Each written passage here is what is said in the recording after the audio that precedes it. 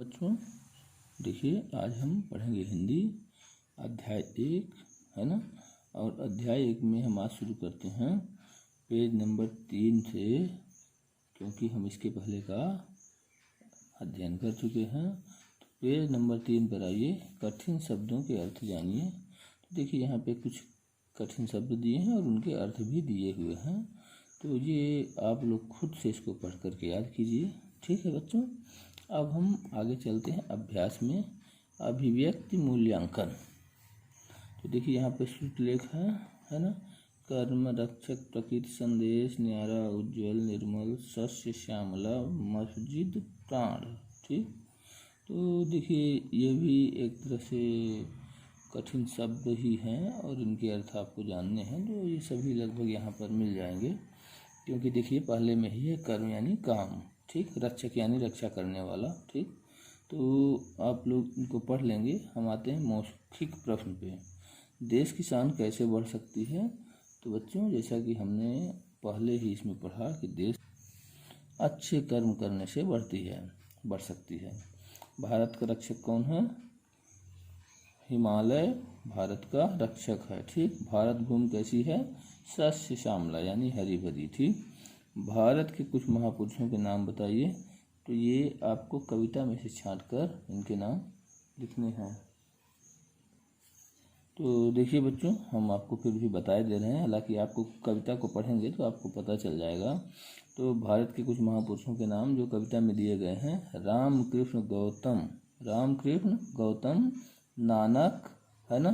ये जो है हमारे भारत के महापुरुष हैं, ठीक। आप देखिए यहाँ पे सही गलत है। सही उत्तर के सामने ठीक का निशान लगाइए, ठीक। तो अब यहाँ पे देखते हैं, आइए। निर्मल नदियाँ, झरने, उज्ज्वल, सींचे जिसके प्राण का अर्थ है। तो अब देखिए यहाँ पे भारत के प्राण नदियों और झरने हैं। क्या इसका यह अर्थ है? नहीं है। भारत के प्राणों की सिंचाई नदियों और झरनों से होती है, ये भी इसका अर्थ नहीं है, ठीक। नदियों और झरनों के जल से खेतों की सिंचाई होती है, जिससे लोगों को जीवित रहने के लिए भोजन प्राप्त होता है, ठीक। तो ये जो है आपका सही आंसर है ना। ओके स्टूडेंट, अब चलते हैं हम अगले पेज पर। तो स्टूडेंट्स, हम नेक्स्ट पेज पे आ गए हैं। तो देखिए यहाँ पे पाठबोध में कविता की पंक्तियाँ पूरी कीजिए। तो आप लोग कविता को अच्छे से पढ़िए और पंक्तियाँ पूरी कीजिए। बहुत आसान है। खड़ा हिमालय, है ना। अब इसके आगे का आपको जो है वहाँ पे देख करके कविता से याद करना है। याद करने के बाद इसमें लिखना है, ठीक। अब हम आते हैं प्रश्न 2 में।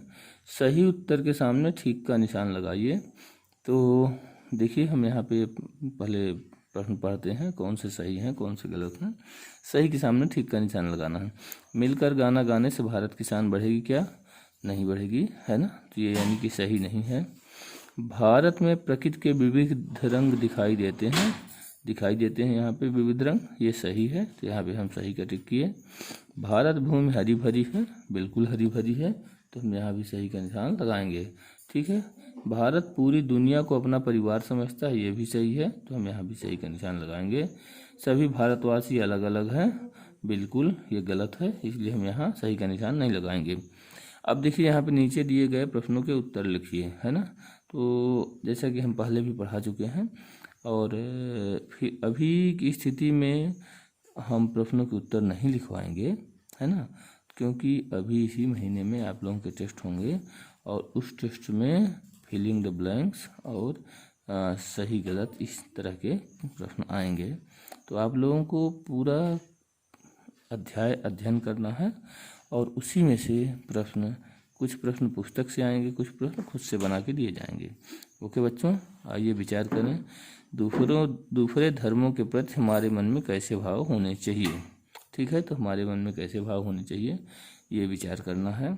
तो आप लोग बताइए कैसे भाव होने चाहिए। दूसरों के धर्मों के प्रति हमारे मन में अच्छे विचार होने चाहिए, ठीक। अब देखिए यहाँ पे, यदि सारी दुनिया एक परिवार बन जाए तो क्या होगा, तब दुनिया कैसी दिखेगी, ठीक।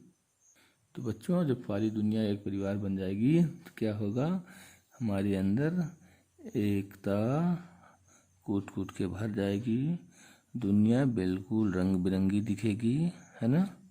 तो ठीक है, अब हम चलते हैं अगले पेज पर। तो बच्चों देखिए, हम इस पेज पे आ गए। भाषा से नीचे दिए गए शब्दों के दो दो पर्यायवाची शब्द लिखिए। तो यहाँ पे माँ है तो हमने जननी और अम्मा लिखा है ना। अब यहाँ पे जग है तो संसार और सृष्टि, नदी है तो सरिता और तटनी, झरना है तो प्रपात और स्रोत। तो आप लोग जो है इसको लिख लीजिए, ठीक है।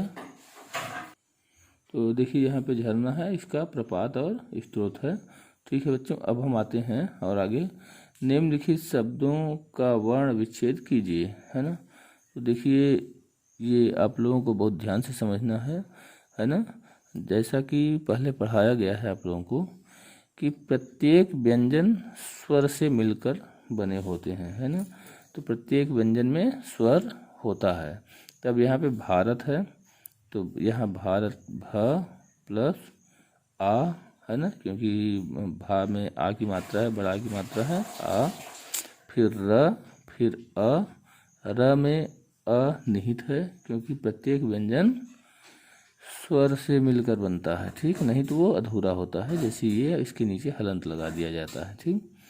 त और फिर आ, ये हुआ वर्ण विच्छेद। हिमालय, ह ई यहाँ पे स्पष्ट ही दिख रहा है, म यहाँ पे बड़ा स्पष्ट दिख रहा है ना। और फिर ल में अ है इसलिए ये यहाँ पे आ हो गया अ, और या और आ, ठीक, हिमालय हो गया। रक्षक, र अ छ अ क अ, ये हो गया रक्षक। इसमें इतने वर्ण हो गए, है ना बच्चों। उज्ज्वल इसी तरह से है, देखिए उ, फिर ज, उ तो देखिए स्वर हो गया, है ना। फिर ज व्यंजन है और ये भी आधा ज है तो ये भी यहाँ पे ज हो गया, यहाँ पे भी ज हो गया। फिर व है, फिर अ है ना, व में अ सम्मिलित है, ल है, फिर आ है, ठीक। प्राण, प है, र है, आ है, बड़ा की मात्रा है यहाँ पे, है ना, अड़ा है और आ है, ठीक। तो अब ये देखिए आपका हो गया। आपको इसको बहुत विशेष ध्यान देना होगा तभी आप इस चीज़ को समझ पाएंगे। ओके बच्चों, अब आते हैं आगे 3 नंबर में। है अथवा हैं लिखकर वाक्य पूरे कीजिए। हिमालय भारत की रक्षा करता है, ठीक। यहाँ पे है नहीं होगा, है होगा, यहाँ पे हमने है लिखा। प्रकृति ने यहाँ तरह तरह के रंग बिखेरे हैं, ठीक। यहाँ पे क्या होगा, है होगा। देखिए आप लोग जानते हैं कि एक वचन में है का यूज होता है और बहुवचन में है का, ठीक। और अब देखते हैं तीसरा, भारत देश सारे जग से न्यारा है, भारत में निर्मल नदियाँ बहती हैं, ठीक। और देखिए यहाँ पे नदियाँ बहुवचन हैं इसलिए बहती हैं यहाँ पे हुआ। हमारे देश में मंदिरों में घंटियों और मस्जिदों में अजान की आवाज़ सुनाई देती है, ठीक। तो ये हो गया आपका है और है वाले। और समय काफ़ी हो गया है तो आज की क्लास यहीं पे समाप्त करते हैं। So okay students, bye. लेकिन आप लोग ध्यान दीजिए, जितना इसमें लिखाया गया है इसको लिख करके अपने नोटबुक में या बुक में और फ़ोटो खींचकर हमें अवश्य आप भेजिए। Okay students.